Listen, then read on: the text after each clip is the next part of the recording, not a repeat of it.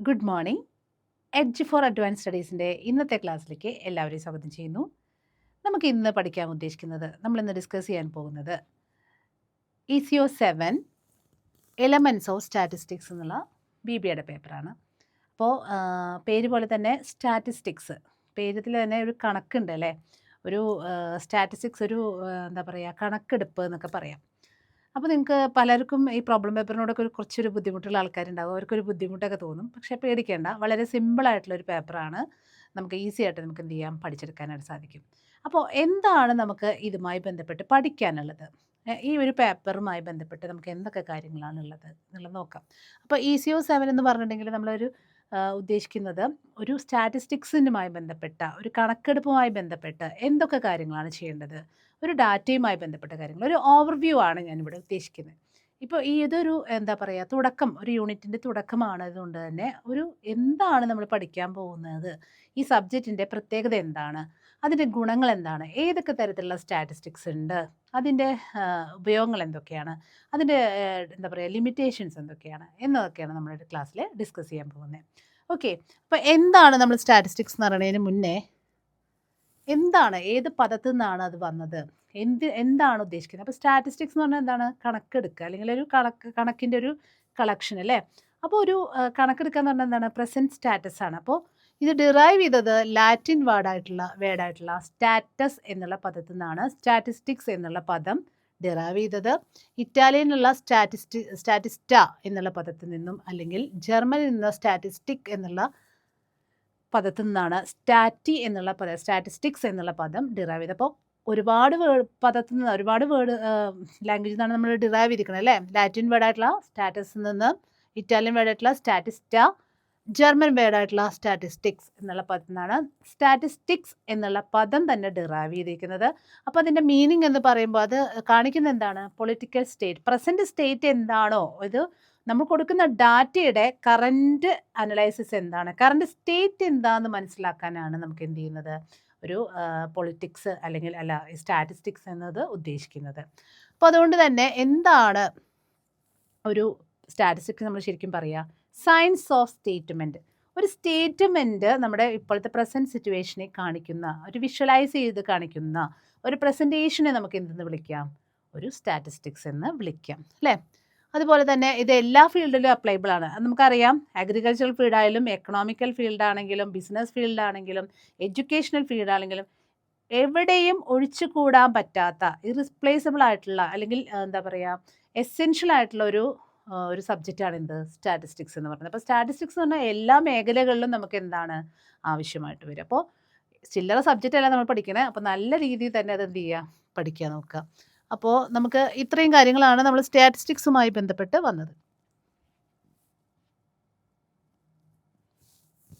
Okay, ഒരു minute. ഇനി എന്താണ് ഇതിൻ്റെ ഡെഫിനിഷൻ? വലിയൊരു ഡെഫിനിഷനാണ്. കണ്ടിട്ട് പേടിയുണ്ടോ? പേടിക്കണ്ട, നമുക്ക് ചെറുതായിട്ട് തന്നെ പഠിക്കാം, സ്പ്ലിറ്റായിട്ട് പഠിക്കാം. ആദ്യം എന്താ പറയണേ? Aggregate of fact affected to market extent. മാർക്കറ്റിലെ പ്രസൻറ്റ് സിറ്റുവേഷനെ എഫക്റ്റ് ചെയ്യുന്ന ഫാക്റ്റുകളുടെ ഒരു കൂട്ടം എന്താണ് സ്റ്റാറ്റിസ്റ്റിക്സ്. എങ്ങനെയാണ്? By multiplicity of causes numerously expressed. പല കാരണങ്ങളുണ്ടായിരിക്കും അല്ലേ. അതിനെ നമ്മൾ ക്വാളിറ്റേറ്റീവ് ആയിട്ടല്ല, ക്വാണ്ടിറ്റേറ്റീവ് ആയിട്ട് എന്ത് ചെയ്യാണ്? എക്സ്പ്രസ് ചെയ്യാണ്. Enumerated or estimated according to a reasonable standard of accuracy. കൃത്യമായ സ്റ്റാൻഡേർഡ് അനുസരിച്ച് നമ്മൾക്ക് ഉണ്ടാകുന്ന സാഹചര്യങ്ങളെ ന്യൂമറിക്കലായിട്ട് പ്രസൻറ്റ് ചെയ്യുന്ന ആ ഒരു രീതിയെ നമുക്ക് എന്തെന്ന് വിളിക്കാം? സ്റ്റാറ്റിസ്റ്റിക്സ് എന്ന് വിളിക്കാം. അതെന്തിനു വേണ്ടിയിട്ടാണ്? Collected in systematic manner for a predetermined purpose and placed in relation to each other. ഇതുമായി ബന്ധപ്പെട്ട് ഡാറ്റ കളക്ട് ചെയ്യുന്നത്, കൃത്യമായിട്ട് ഡാറ്റ കളക്ട് ചെയ്യുന്നത് എങ്ങനെയാണ്? നല്ല രീതിയിൽ സിസ്റ്റമാറ്റിക് ആയിട്ട് കളക്ട് ചെയ്യുകയും അത് പ്രസൻറ്റ് ചെയ്യുകയും അതനുസരിച്ച് ഒരു ഡാറ്റയെ ഇൻ്റർപ്രറ്റ് ചെയ്യുന്ന രീതിയെ നമ്മൾ വിളിക്കുന്ന പേരാണ് സ്റ്റാറ്റിസ്റ്റിക്സ്. അപ്പോൾ അത് നമുക്ക് സ്പ്ലിറ്റ് ചെയ്ത് പഠിക്കാം. ഫസ്റ്റ് എന്താ പറഞ്ഞേ? Aggregate of fact. Aggregate of fact എന്ന് പറഞ്ഞാൽ 1, 2, 3 ഇൻഡിവിജ്വൽ ആയിട്ട് എടുക്കില്ല. 1 + 2 + 3 ആണ് എന്ത്? സ്റ്റാറ്റിസ്റ്റിക്സ്. അപ്പോൾ അഗ്രിഗേറ്റ് ഓഫ് ഇൻഡിവിജ്വൽ ഫിഗേഴ്സിനെ നമുക്ക് എന്ത് വിളിക്കാൻ പറ്റുള്ളൂ? സ്റ്റാറ്റിസ്റ്റിക്സ്. അതാണെന്ന് പറയുന്നത് അഗ്രിഗേറ്റ് ഓഫ് ഫാക്ട് എന്ന് പറയുന്നത്. Clear? Aggregate of multiplicity of factors എന്ന് പറഞ്ഞിട്ടുണ്ടെങ്കിൽ മൾട്ടിപ്പിൾ ക്ലോസസ്, ഒരുപാട് കാര്യങ്ങൾ, ഒരു ഡാറ്റേനെ എഫക്റ്റ് ചെയ്യുന്ന എക്കണോമിക് ഫാക്ടേഴ്സ് ഉണ്ടായിരിക്കാം, സോഷ്യൽ ഫാക്ടേഴ്സ് ഉണ്ടായിരിക്കാം. പല ഫാക്ടേഴ്സുകളെയും നമ്മൾ എന്ത് ചെയ്യണം, അനലൈസ് ചെയ്തിട്ടാണ് നമ്മൾ എന്ത് ചെയ്യേണ്ടത്, ഈ ഡാറ്റ നമ്മൾ പ്രിപ്പയർ ചെയ്യാനായിട്ട് ന്യൂമറിക്കലി എക്സ്പ്രസ്ഡ്. ഈ സ്റ്റാറ്റി എന്ന് പറഞ്ഞിട്ടുണ്ടെങ്കിൽ നമ്മൾ എന്താ പറയുക, ഗുഡ്, വെരി ഗുഡ്, ആവറേജ് അങ്ങനെയല്ല കൊടുക്കുക. അതിനൊരു പോയിന്റ് ആണ് കൊടുക്കുക, 5 point സ്കെയിൽ അല്ലെങ്കിൽ 4 point സ്കെയിൽ. ഒരു ന്യൂമറിക്കൽ പ്രസൻറ്റേഷനാണ് എന്ത്, ഒരു സ്റ്റാറ്റിസ്റ്റിക്സ് എന്ന് ഉദ്ദേശിക്കുന്നത്. വിത്ത് റീസണബിൾ ആക്യുറസി, കൃത്യമായ ആക്യുറേറ്റ് കണക്കുകൾ എടുത്ത് അതിൻ്റെ ബേസിലാണ് നമ്മൾ എന്ത് ചെയ്യുന്നത്, ഒരു സ്റ്റാറ്റിസ്റ്റിക്സ് ഡാറ്റ നമ്മൾ പ്രിപ്പയർ ചെയ്യുന്നത്. സിസ്റ്റമാറ്റിക് ആയിട്ട് എന്ത് ചെയ്യണം, കളക്ട് ചെയ്യണം. പരസ്പരം ബന്ധങ്ങളായിട്ടുള്ള രീതിയിൽ, place relation to each other, ഒരു ഡാറ്റ മറ്റൊരു ഡാറ്റയുമായിട്ട് കണക്ട് ചെയ്യുന്ന രീതിയിൽ വേണം നമുക്ക് പ്രസൻറ്റ് ചെയ്യാൻ. അപ്പോൾ സ്റ്റാറ്റിസ്റ്റിക്സ് എന്ന് പറഞ്ഞതിൻ്റെ കണക്ക് എന്താണ്, സംഭവം എന്താണ്, ഇൻഡിവിജ്വൽ ഫിഗർ അല്ല, അഗ്രഗേറ്റ് ഓഫ് ഫാക്റ്റ് ആണ്. കറക്റ്റായിട്ട് എന്ത് ചെയ്യണം, അത് പ്രസൻറ്റ് ചെയ്യണം. എങ്ങനെ പ്രസൻറ്റ് ചെയ്യണം, ന്യൂമറിക്കലായിട്ട് പ്രസൻറ്റ് ചെയ്യണം. Not in qualitative terms, quantitative ടേംസിൽ പ്രസൻറ്റ് ചെയ്യണം. പരസ്പര പൂരകങ്ങളായിട്ടുള്ള കുറേ കാര്യങ്ങളും ഫാക്ടേഴ്സുകളെയൊക്കെ നമ്മൾ അനലൈസ് ചെയ്തുകൊണ്ടാണ് നമ്മളൊരു ഡാറ്റ എന്ത് ചെയ്യുന്നത്, അനലൈസ് ചെയ്ത് പ്രസൻറ്റ് ചെയ്യുന്നത്. അതിനാണ് നമുക്ക് എന്ത് വിളിക്കുക, സ്റ്റാറ്റിസ്റ്റിക്സ് എന്ന് പറയുന്നത്. എന്നാണ് ഡെഫിനേഷനായിട്ട് ഹൊറേസ് സെക്രസ്റ്റ് പറഞ്ഞിട്ടുള്ള ഡെഫിനേഷന് കാറ്റഗറൈസേഷനാണ് നമ്മളിവിടെ കണ്ടത്. ഓക്കെ, ഇനി അതിൻ്റെ സിമ്പിൾ മീനിങ് എന്താണ്, സ്റ്റാറ്റിസ്റ്റിക്സിൻ്റെ എന്താണ് അതിൻ്റെ മീനിങ് എന്താണ് നമുക്ക് നോക്കാം.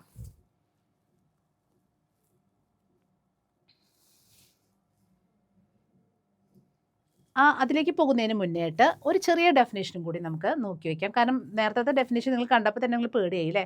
അപ്പോൾ സിമ്പിളായിട്ടുള്ളൊരു ഡെഫിനേഷൻ നമുക്ക് നോക്കി വെക്കാം.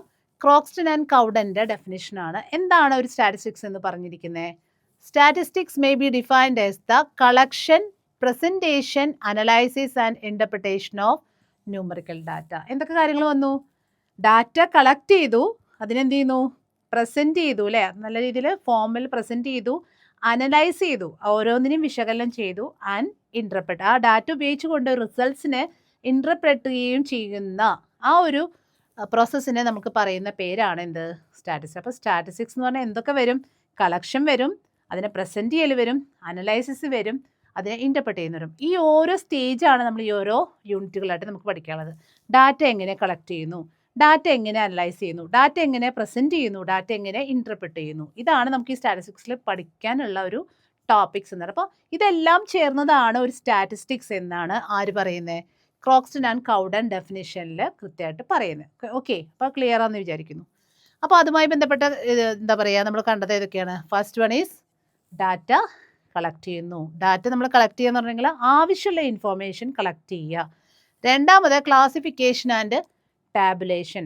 നമ്മൾ കൊടുന്ന ഡാറ്റയൊക്കെ പല സ്ഥലത്തു നിന്നും കൊടുക്കുന്നുണ്ടാവും അല്ലേ. അപ്പോൾ അതിനെ ഒരു അഗ്രഗേറ്റ് ആയിട്ട് നമ്മൾ എന്ത് ചെയ്യാം, ഓരോ ക്യാരക്ടറിസ്റ്റിക്സ് ആയിട്ട് അതിനെ ഡിവൈഡ് ചെയ്ത് മാറ്റി വയ്ക്കുക. അതിനാണ് ക്ലാസിഫിക്കേഷൻ. ടാബുലേഷൻ എന്ന് പറഞ്ഞാലോ ടേബിൾ ഫോമിൽ അതിനെ പ്രസൻറ്റ് ചെയ്താണ് എന്താ പറയുക, ടാബുലേഷൻ എന്ന് പറയുക. അതിനുശേഷം നമ്മൾ എന്ത് ചെയ്യുന്നു, ഡാറ്റയെ പ്രസൻറ്റ് ചെയ്യുന്നു. അത് വിഷ്വൽ പ്രസൻറ്റേഷൻ ആവാം, ഓറൽ പ്രസൻറ്റേഷൻ ആവാം. അതിന് ഡാറ്റ നമ്മൾ എന്ത് ചെയ്യുന്നു, പ്രസൻറ്റ് ചെയ്യുന്നു. അതിനുശേഷം അനലൈസിസ് ഓഫ് ഡാറ്റ, ആ ഡാറ്റയിൽ നമ്മൾ ഒരു വിശകലനം നടത്തുന്നു, അനലൈസ് ചെയ്യുന്നു. എന്നാൽ മാത്രമാണ് നമുക്ക് എന്ത് ചെയ്യാൻ പറ്റുള്ളൂ, ലാസ്റ്റ് നമ്മുടെ റിസൾട്ടിലേക്ക് എത്താൻ പറ്റുള്ളൂ. That means interpretation of data. അപ്പോൾ ഇത്രയും കാര്യങ്ങൾ ചേർന്നതാണ് നമ്മുടെ എന്ത്, ഒരു സ്റ്റാറ്റിസ്റ്റിക്സ് എന്നാണ് പറയുന്നത്. അപ്പോൾ ക്രോക്സ്റ്റൺ ആൻഡ് കൗഡൻ്റെ ഡെഫിനേഷനും ഇതിൻ്റെ സബ് ഡിവിഷൻ പോയിന്റ് നോക്കുമ്പോൾ കുറച്ചുകൂടി എളുപ്പമായിരിക്കും അല്ലേ നിങ്ങൾക്ക് പഠിക്കാൻ. അപ്പോൾ ഈ ഒരു ഡെഫിനേഷൻ നിങ്ങൾ പഠിക്കുക. ഡാറ്റ കളക്ട് ചെയ്യണം, പ്രസൻറ്റേഷൻ ആൻഡ് ടാബുലേഷൻ, അനലൈസിസ് അല്ലേ, പ്രസൻറ്റേജ്, ആദ്യത്തെ ക്ലാസിഫിക്കേഷൻ എന്ത് ചെയ്യണം, ടാബുലേറ്റ് ചെയ്യണം, പ്രസൻറ്റ് ചെയ്യണം, അതിനുശേഷം അനലൈസ് ചെയ്യണം, അതിനെ ഡാറ്റ തന്നെ നമ്മൾ റിസൾട്ട്സ് ആയിട്ട് ഇൻ്റർപ്രിറ്റ് ചെയ്യണം. ഇത്രയും കാര്യങ്ങൾ ചേർന്നതാണ് നമ്മുടെ എന്ത് ഒരു സ്റ്റാറ്റിസ്റ്റിക്സ് എന്ന് പറയുന്നത്. ക്ലിയർ?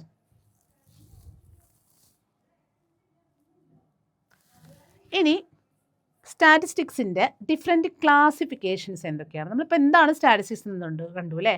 അതിന് രണ്ട് ക്ലാസിഫിക്കേഷനാണ്. ഒന്ന് ഡിസ്ക്രിപ്റ്റീവ് ആൻഡ് ഇൻഫറൻഷ്യൽ. ഡിസ്ക്രിപ്റ്റീവ് എന്ന് പറഞ്ഞാൽ എന്താ, വിവരണാത്മകമായിട്ട് വിവരിച്ച് മനസ്സിലാക്കുന്ന രീതിയിൽ.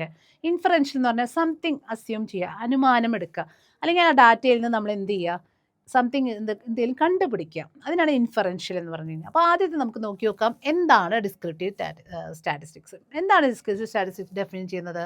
Methods to summarize and describe the characteristics of data.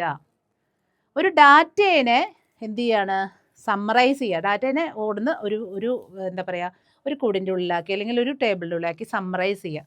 അതിനുശേഷം അതിൻ്റെ ക്യാരക്ടറിസ്റ്റിക്സ് എന്താണെന്നുള്ളത് ഡിസ്ക്രൈബ് ചെയ്യുക. ഈ നമ്മൾ കളക്ട് ചെയ്ത ഡാറ്റയുടെ സ്വഭാവങ്ങൾ എന്താണെന്നുള്ളത് ഡിസ്ക്രൈബ് ചെയ്യുക. അതാണ് എന്തിൽ വരുന്നത്? ഡെഫിനിഷനിൽ ഫസ്റ്റ് വൺ വരുന്നത്. രണ്ടാമതായിട്ട് അതിന് വേണ്ടി ഉപയോഗിക്കുന്ന ടൂൾസുകളാണ് മീൻ, മീഡിയൻ, മോഡ്. നമ്മളിത് എന്തായാലും കാണും, അടുത്ത ക്ലാസ്സുകളിലായിട്ട് നമുക്ക് കാണും. ഓരോന്നും പഠിക്കാനുള്ളത് ഞാൻ പറഞ്ഞുതരാം. അപ്പോൾ അത് ജസ്റ്റ് ഇത് ഏത് ഭാഗത്ത് വരുന്നതാണ്? ഏതിൻ്റെ ഭാഗമായിട്ട് വരുന്നതാണ്? ഡിസ്ക്രിപ്റ്റീവ് സ്റ്റാറ്റിസ്റ്റിക്സിൻ്റെ ഒരു ഭാഗമാണ് മീൻ, മീഡിയൻ ആൻഡ് മോഡ് എന്ന് പറയുന്നത്. ഇതിൽ അത് കൂടാതെ റേഞ്ച് വരുന്നുണ്ട്, വാരിയേഷൻ വരുന്നുണ്ട്, സ്റ്റാൻഡേർഡ് ഡീവിയേഷൻ വരുന്നുണ്ട്. ഇത് നമുക്ക് എങ്ങനെ വിഷ്വൽ റെപ്രസെൻറ്റേഷൻ നടത്തുക? ചാർട്ട്സ് ആയിട്ടും ഗ്രാഫായിട്ടും ടേബിളായിട്ട്. ഇതാ കണ്ടോ, ഇങ്ങനെ നമുക്ക് എന്ത് ചെയ്യാം? റെപ്രസെൻറ്റേറ്റ് ചെയ്യാനായിട്ട് സാധിക്കും. മന്ത്ലി സെയിൽസ് ഫിഗേഴ്സ് അനലൈസ് ചെയ്യുന്നത് ഏതിൻ്റെ ഭാഗമാണ്? ഡിസ്ക്രിപ്റ്റീവ് സ്റ്റാറ്റിസ്റ്റിക്സിൻ്റെ ഭാഗമാണ്. ദാറ്റ് മീൻസ് ആ ഒരു ഡാറ്റ വെച്ച്, ആ സെയിൽസ് ഓരോ ദിവസത്തെയും ഡാറ്റ വെച്ച് അത് മന്ത്ലി സെയിൽസ് ആക്കി നെക്സ്റ്റ് എന്താണെന്നുള്ളത് വിവരിക്കുക, ഡിസ്ക്രൈബ് ചെയ്യാനുള്ള ആ ഒരു സെയിൽസിൻ്റെ പാറ്റേൺ എന്തെന്നുള്ളത് ഡിസ്ക്രൈബ് ചെയ്യലാണ് ചെയ്യുന്നത് അല്ലേ. അപ്പോൾ അതിനാണ് നമ്മൾ എന്ത് വിളിക്കുന്നത്? Descriptive statistics. ഇപ്പോൾ ഡാറ്റ കളക്ട് ചെയ്തിട്ട് അതിൻ്റെ ക്യാരക്ടറിസ്റ്റിക്സ് ഡിസ്ക്രൈബ് ചെയ്യുമ്പോഴാണ് അതിന് നമ്മൾ എന്ത് വിളിക്കുക? ഡിസ്ക്രിപ്റ്റീവ് സ്റ്റാറ്റിസ്റ്റിക്സ് എന്ന് വിളിക്കാം. ഓക്കെ, നെക്സ്റ്റ് ക്ലാസിഫിക്കേഷൻ നമുക്ക് നോക്കാം. ഏതാത്? Inferential statistics. എന്താ ഇൻഫറൻഷ്യൽ എന്ന് പറയുന്നത്? നേരത്തെ ഞാൻ പറഞ്ഞു, ജസ്റ്റ് ഒരു അനുമാനം എടുക്കുക, അല്ലെങ്കിൽ നമുക്ക് കിട്ടുന്ന ഡാറ്റയെ കുറിച്ച് നമ്മളൊരു അസംഷൻ എടുക്കുക. അതിനെയാണ് പറയുന്നത് methods to draw conclusion about population from samples. കുറച്ച് സാമ്പിൾസ് കളക്ട് ചെയ്തിട്ട് ആ സാമ്പിളിൻ്റെ ഡീറ്റെയിൽസ് നമ്മൾ സ്റ്റഡി ചെയ്തുകൊണ്ട്, അതിൻ്റെ ബിഹേവിയർ സ്റ്റഡി ചെയ്തുകൊണ്ട് ഓവറോൾ പോപ്പുലേഷൻ്റെ ക്യാരക്ടറിസ്റ്റിക്സ് നമ്മൾ എന്ത് ചെയ്യാണ്? പ്രിഡിക്റ്റ് ചെയ്യാണ്. അതിനാണ് നമ്മൾ എന്ത് വിളിക്കുന്നത്? ഇൻഫറൻഷ്യൽ സ്റ്റാറ്റിസ്റ്റിക്സ് എന്ന് വിളിക്കുന്നത്. നമ്മൾ ജസ്റ്റ് എന്തെങ്കിലും ഒരു സാമ്പിളിൻ്റെ ബേസിൽ ഒരു പോപ്പുലേഷൻ്റെ ഫിഗേഴ്സ് അല്ലെങ്കിൽ പോപ്പുലേഷൻ്റെ ഫീച്ചേഴ്സ് നമ്മൾ ഇൻഫറൻസ് ചെയ്യുക അല്ലെങ്കിൽ പ്രൊഡിക്റ്റ് ചെയ്യുന്നതിന് പറഞ്ഞ പേരാണ് ഇൻഫറൻഷ്യൽ സ്റ്റാറ്റിസ്റ്റിക്സ്. അതിനുവേണ്ടി നമ്മൾ ഉപയോഗിക്കുന്ന ഹൈപ്പോത്തിസിസും പോപ്പുലേഷൻ പാരാമീറ്റേഴ്സ് ഉപയോഗിക്കും. അതുപോലെ തന്നെ രണ്ട് വേരിയബിൾ തമ്മിലുള്ള റിലേഷൻഷിപ്പിനെ പ്രൊഡിക്റ്റ് ചെയ്യാനായിട്ട് ഡിമാൻഡ് ആൻഡ് സപ്ലൈ, രണ്ട് വേരിയബിൾ എടുത്തിട്ട് അത് തമ്മിലുള്ള റിലേഷൻഷിപ്പിനെ പ്രൊഡിക്റ്റ് ചെയ്യുന്നത് ഏതിൻ്റെ ഭാഗമാണ്? ഇൻഫറൻഷ്യൽ സ്റ്റാറ്റിസ്റ്റിക്സിൻ്റെ ഒരു ഭാഗമാണ്. അത് എന്താണ്? നമുക്ക് തന്നിരിക്കുന്ന ഡാറ്റ വെച്ചിട്ട്, ഇപ്പോൾ നമ്മൾ പറഞ്ഞൂലേ ഡിസ്ക്രിപ്റ്റീവ് സ്റ്റാറ്റിസ്റ്റിക്സിൽ നമ്മൾ കളക്ട് ചെയ്തിട്ടുള്ള മന്ത്ലി ഡാറ്റ വെച്ചിട്ട് ഫ്യൂച്ചറിൽ നമുക്ക് ഉണ്ടാകാൻ പോകുന്ന സെയിൽസിനെ പ്രെഡിക്റ്റ് ചെയ്യലാണ് ഏതിൻ്റെ ഭാഗം? Inferential statistics. അപ്പോൾ രണ്ട് തരത്തിലുള്ള സ്റ്റാറ്റിസ്റ്റിക്സ് ഉണ്ട്. ഡിസ്ക്രിപ്റ്റീവ് ഉണ്ട്, ഇൻഫറൻഷ്യൽ ഉണ്ട്. ഡിസ്ക്രിപ്റ്റീവ് എന്ന് പറഞ്ഞിട്ടുണ്ടെങ്കിൽ ഒന്നും കൂടിയും ആ ക്യാരക്ടറിസ്റ്റിക്സ് എന്താണെന്ന് ഡിഫൈൻ ചെയ്ത് പറയുക. ഇൻഫറൻഷ്യൽ എന്ന് പറഞ്ഞാൽ something which predict the future.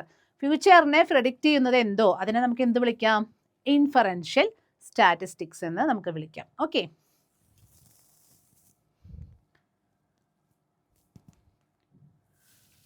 ഇനി എന്തിനാണ് ഈ സ്റ്റാറ്റിസ്റ്റിക്സ്? നമ്മളിപ്പോൾ എന്തൊക്കെ കണ്ടു? എന്താണ് സ്റ്റാറ്റിസ്റ്റിക്സ് എന്നും എന്താണ് അതിൻ്റെ ഡെഫിനിഷൻ എന്നും അതിൻ്റെ ഫീച്ചേഴ്സ് എന്താണെന്ന് കണ്ടു അല്ലേ? അതിൻ്റെ മീനിങ് എന്താണെന്ന് കണ്ടു. ഡിഫറെൻറ്റ് ടൈപ്സ് ഓഫ് സ്റ്റാറ്റിസ്റ്റിക്സ് എന്താണെന്ന് കണ്ടു. ഇനി അടുത്തത് എന്തിനു വേണ്ടിയിട്ടാണ് ഈ സ്റ്റാറ്റിസ്റ്റിക്സ്? എന്തിനു വേണ്ടിയിട്ടായിരിക്കും?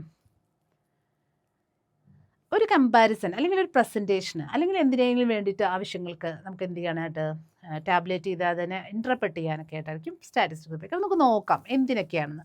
ആദ്യത്തെ presenting of fact in proper form. നമുക്ക് കിട്ടിയിരിക്കുന്ന ഡാറ്റ അല്ലെങ്കിൽ ഫാക്റ്റിനെ ഒരു പ്രോപ്പർ ഫോമിൽ പ്രസൻറ്റ് ചെയ്യാനായിട്ട് ഹെൽപ്പ് ചെയ്യലാണ് ആദ്യത്തെ പ്രധാനപ്പെട്ട ലക്ഷ്യം അല്ലെങ്കിൽ ഫംഗ്ഷൻ എന്ന് പറയുന്നത്.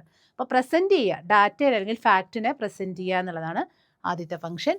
രണ്ടാമത്തത് ഇപ്പോൾ 2 മാസത്തെ ഡാറ്റ എടുക്കുകയാണെങ്കിൽ ഏപ്രിലിലെയും മെയ്യിലെയും സെയിൽസുകൾ തമ്മിലൊരു കമ്പാരിസന് വേണ്ടിയിട്ട് നമുക്ക് എന്ത് ഉപയോഗിക്കാം? സ്റ്റാറ്റിസ്റ്റിക്സ് ഉപയോഗിക്കാം. ഒരു കമ്പാരിസൺ പർപ്പസിനും നമുക്ക് എന്ത് ഉപയോഗിക്കാൻ പറ്റും? സ്റ്റാറ്റിസ്റ്റിക്സ് കൃത്യമായിട്ട് ഉപയോഗിക്കാൻ പറ്റും. Relationship between phenomena. നേരത്തെ പറഞ്ഞു, 2 വേരിയബിൾ തമ്മിലുള്ള ഡിമാൻഡും സപ്ലൈയോ അല്ലെങ്കിൽ ഇൻകമും സേവിങ്സോ 2 വേരിയബിൾ തമ്മിലുള്ള റിലേഷൻഷിപ്പിനെ സ്റ്റഡി ചെയ്യാനായിട്ട് ഹെൽപ്പ് ചെയ്യുന്നതാണ് എന്ത്? നമ്മുടെ സ്റ്റാറ്റിസ്റ്റിക്സ് ഹെൽപ്പ് ചെയ്യുന്നുണ്ട്. Measuring uncertainty of events. എന്തെങ്കിലും തരത്തിൽ എന്തെങ്കിലും കൺഫ്യൂഷൻ ഉണ്ടെങ്കിൽ അത് എത്രത്തോളം ഉണ്ട്, അത് എത്രത്തോളം നമുക്ക് അറിയാൻ പറ്റും എന്നുള്ളത് മെഷർ ചെയ്യാൻ ഹെൽപ്പ് ചെയ്യുന്ന എന്താണ്? സ്റ്റാറ്റിസ്റ്റിക്സ് ആണ്. പിന്നെ വാലിഡ് ആയിട്ടുള്ള ഒരു അനുമാനത്തിലെത്താൻ, ഇൻഫറൻസിലെത്താൻ, വാലിഡ് ആയിട്ടുള്ള ഒരു തീരുമാനത്തിലെത്താനായിട്ട് നമ്മൾ ഹെൽപ്പ് ചെയ്യുമെന്ന് സ്റ്റാറ്റിസ്റ്റിക്സ് ചെയ്യുന്നുണ്ട്. കോംപ്ലക്സ് ആയിട്ടുള്ള ഡാറ്റേനെ ഒരുപാട് ഇങ്ങനെ ഡാറ്റ ആയിട്ട് ഉണ്ടാക്കണമെങ്കിൽ സമ്മറൈസ് ചെയ്ത് കാണുമ്പോൾ നമുക്ക് എന്ത് ചെയ്യാൻ പറ്റും? കുറച്ചും കൂടി ഈസി ആയിട്ട് മനസ്സിലാക്കാൻ പറ്റും അല്ലേ? അപ്പോൾ കോംപ്ലക്സ് ആയിട്ടുള്ള ഡാറ്റേനെ സിംപ്ലിഫൈ ചെയ്യലും ഇതിൻ്റെ ഭാഗമാണ്, സ്റ്റാറ്റിസ്റ്റിക്സിൻ്റെ ഒരു ഭാഗമാണ്. പിന്നെ പോളിസി ഫോർമുലേറ്റ് ചെയ്യുക, പുതിയ പുതിയ പോളിസീസുകൾ ഫോർമുലേറ്റ് ചെയ്യുക.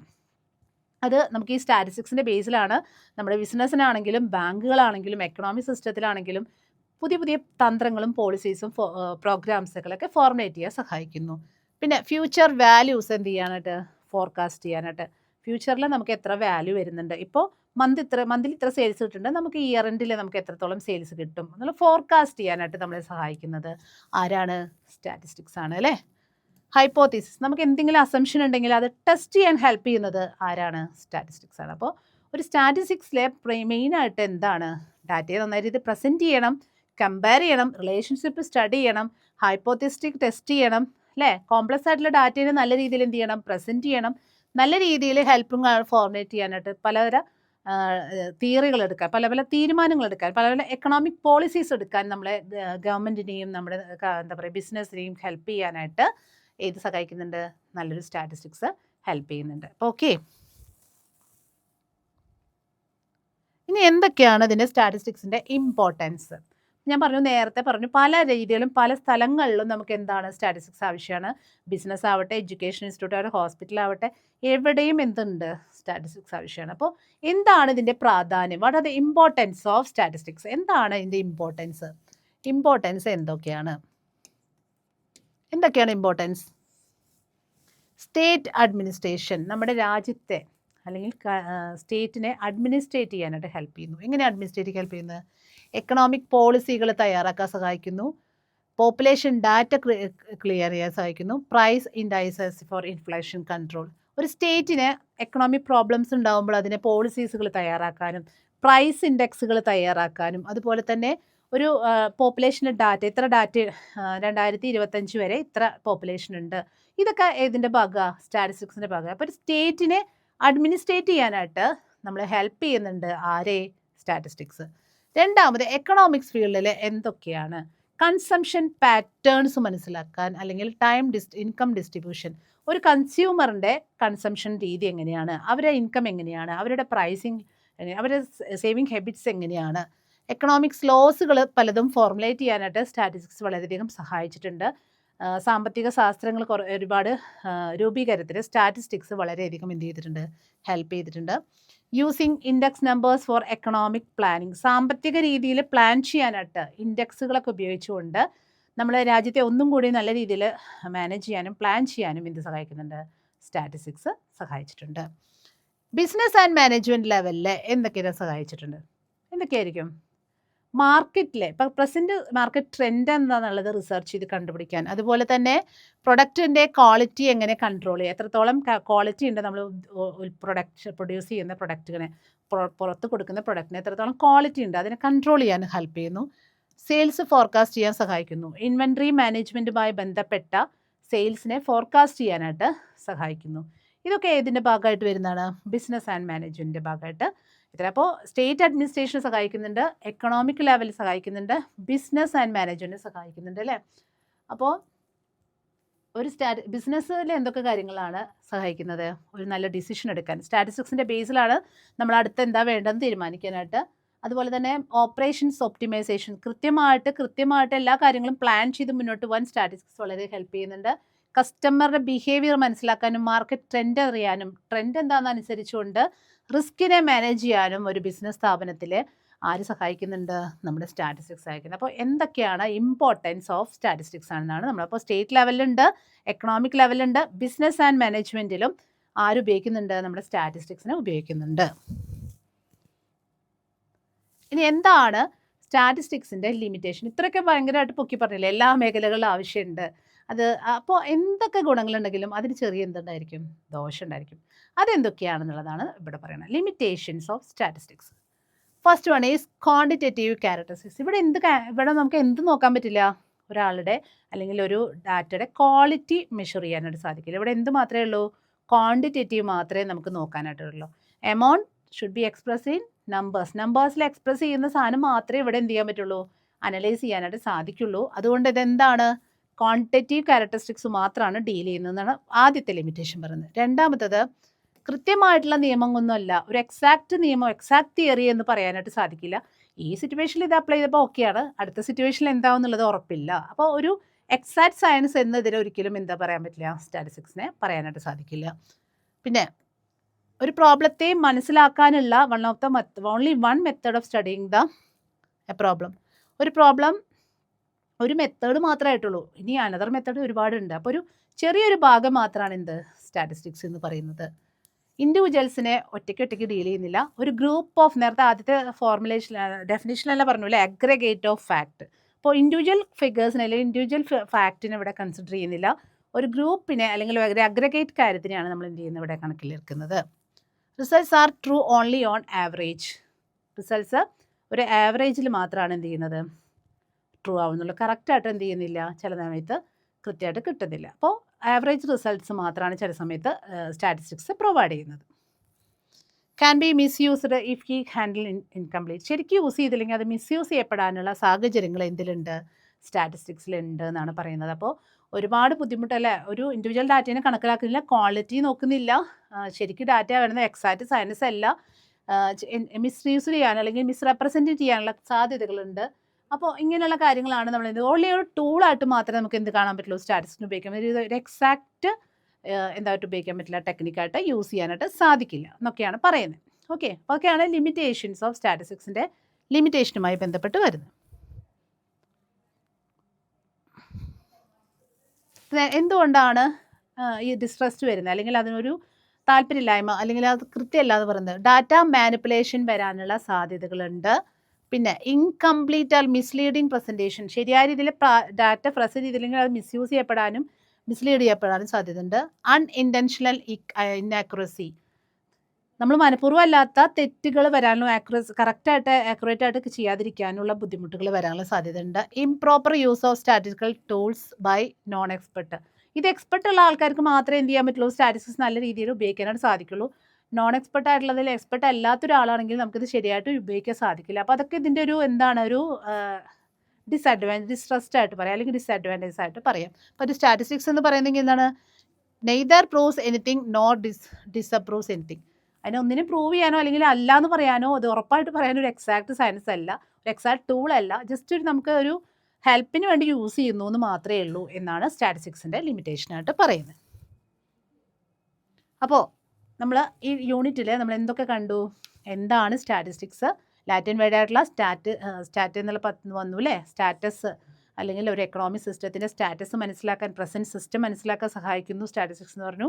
എന്താണ് സ്റ്റാറ്റിസ്റ്റിക്സ്, ഡാറ്റ കളക്ട് ചെയ്യുന്നു, പ്രസൻറ്റ് ചെയ്യുന്നു, അതിനെ അനലൈസ് ചെയ്യുന്നു, ഇൻ്റർപ്രറ്റ് ചെയ്യുന്നു അല്ലേ. അപ്പോൾ അതിനുമായി ബന്ധപ്പെട്ട് ഡാറ്റ കളക്ട് ചെയ്യണം, ക്ലാസിഫിക്കേഷൻ ആൻഡ് പ്രസൻറ്റേഷൻ ചെയ്യണം, അതിനുശേഷം അതിനെ ടാബ്ലേറ്റ് ചെയ്യണം അല്ലേ, അതിനെ അനലൈസ് ചെയ്യണം, ഇൻ്റർപ്രറ്റ് ചെയ്യണം. ഇതെല്ലാം ചേർന്നാണ് എന്ത് സ്റ്റാറ്റിസ്റ്റിക്സ് എന്ന് പറഞ്ഞു. എന്തൊക്കെ ഫീച്ചേഴ്സാണ് അതുമായി ബന്ധപ്പെട്ട് വരുന്നതെന്ന് ചോദിച്ചു.